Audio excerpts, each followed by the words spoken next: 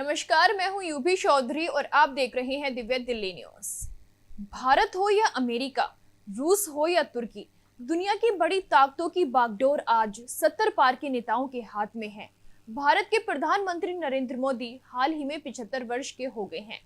उनके समकालीन नेताओं पर नजर डालें तो अमेरिका के राष्ट्रपति डोनाल्ड ट्रंप 79 के हो चुके हैं।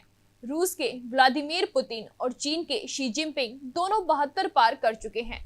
तुर्की के राष्ट्रपति रेपेश तैयब एर्दोगन भी अब 71 वर्ष के ऊपर हो चुके हैं। ये संयोग नहीं है बल्कि एक वैश्विक ट्रेंड बन चुका है, जहां सबसे ज्यादा राजनीतिक ताकत अब बुजुर्ग और अनुभवी नेताओं के पास है। अब सवाल उठता है कि क्या ये अनुभव की जीत है या फिर सत्ता के केंद्रों में युवाओं की भागीदारी अभी भी दूर की कौड़ी है। इस रिपोर्ट में हम जानेंगे कि क्यों दुनिया के सबसे मजबूत लोकतंत्रों और सत्ता केंद्रों में अब भी उम्रदराज नेता सबसे बड़ी पसंद बने हुए हैं, और क्या इससे राजनीति की दिशा, नेतृत्व शैली और जनप्रतिनिधित्व पर कोई असर पड़ सकता है।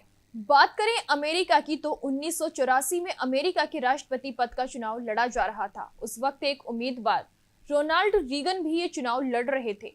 उनसे एक पत्रकार ने उनकी उम्र को लेकर सवाल किया तो जवाब में रीगन ने मजाकिया अंदाज में कहा, मैं इस अभियान में उम्र का मुद्दा नहीं बनाऊंगा। मैं राजनीतिक मकसद के लिए अपने प्रतिद्वंदी के युवापन और अनुभवहीनता का फायदा नहीं उठाने वाला। उस वक्त उनके प्रतिद्वंदी वोल्टर मैंडेल, जिनकी उम्र 56 वर्ष थी, वो बहुत युवा और अनुभवी कहना केवल एक व्यंग था, लेकिन इसने रीगन को बड़ी राजनीतिक बढ़त दिलाई।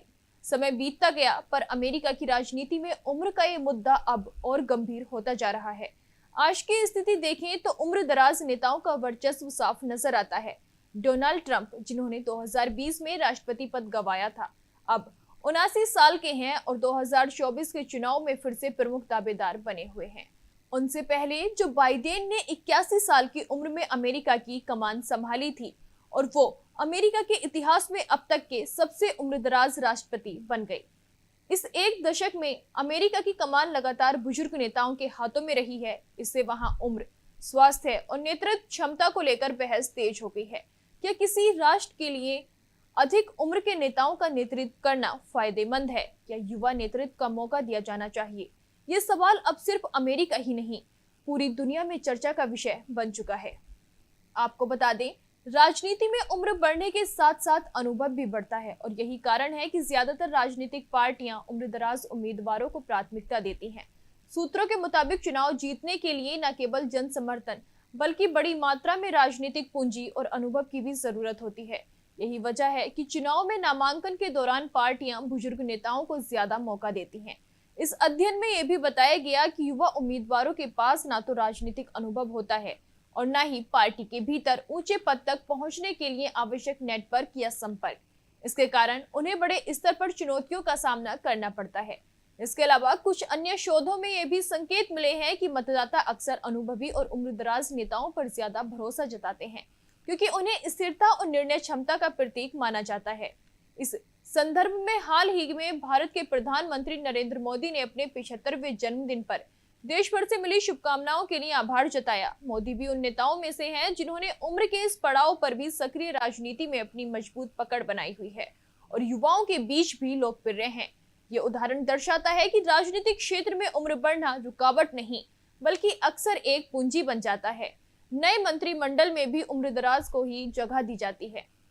नए मंत्रिमंडल में भी उम्रदराज को ही दी जाती है तवज्जो। जी हाँ, राजनीतिक प्रणाली में वरिष्ठता एक महत्वपूर्ण कारक बन गई है, खासकर जब बात मंत्रिमंडल के गठन की होती है। रिसर्च के अनुसार वो नेता या तो चुनाव के माध्यम से या किसी पूर्ववर्ती के कार्यकाल के अप्रत्याशित अंत के बाद डिफॉल्ट रूप से या नियुक्ति द्वारा पद प्राप्त करते हैं। उनके लिए अपेक्षाकृत अधिक वरिष्ठ और अनुभवी होना आवश्यक माना जाता है। राजनीतिक दल आमतौर पर ऐसे नेताओं को प्राथमिकता देते हैं जो लंबे समय से पार्टी के साथ जुड़े रहे हों और जिनका राजनीतिक ट्रैक रिकॉर्ड मजबूत हो। निचले पदों से ऊपरी पद तक पहुंचने की प्रक्रिया में भी वरिष्ठता को एक निर्णायक तत्व माना जाता है। यही बात मंत्रिमंडल के चयन में भी झलकती है, जहां पूर्व में पद संभाल चुके नेताओं को नए मंत्रिमंडल में फिर से जगह मिलने की संभावना अधिक होती है। नए और अहम मंत्रालयों की जिम्मेदारी अक्सर उन्हीं राजनेताओं को दी जाती है जिनके पास पहले से अनुभव हो और जो राजनीतिक रूप से परिपक्व माने जाते हों। यही कारण है कि मंत्रिमंडल में शीर्ष पदों की दौड़ में आमतौर पर उम्रदराज और अनुभवी नेता ही आगे रहते हैं। इस चलन का असर ये होता है कि युवा नेताओं को लंबे समय तक इंतजार करना पड़ता है, जब तक कि वो खुद को साबित ना कर लें और पार्टी के भीतर प्रभावशाली नेटवर्क विकसित ना कर लें। इस व्यवस्था में वरिष्ठता एक तरह से राजनीतिक योग्यता का प्रतीक बन चुकी है। तो हमने देखा कि कैसे आज के वैश्विक राजनीति में वरिष्ठता, अनुभव और लंबे राजनीतिक करियर को तरजीह दी जा रही है। चाहे बात भारत के प्रधानमंत्री नरेंद्र मोदी की हो, अमेरिका के डोनाल्ड ट्रंप की, रूस के व्लादिमीर पुतिन की या चीन के शी जिनपिंग की। दुनिया के बड़े बड़े फैसले आज उन नेताओं के हाथ में हैं जो 70 की उम्र पार कर चुके हैं।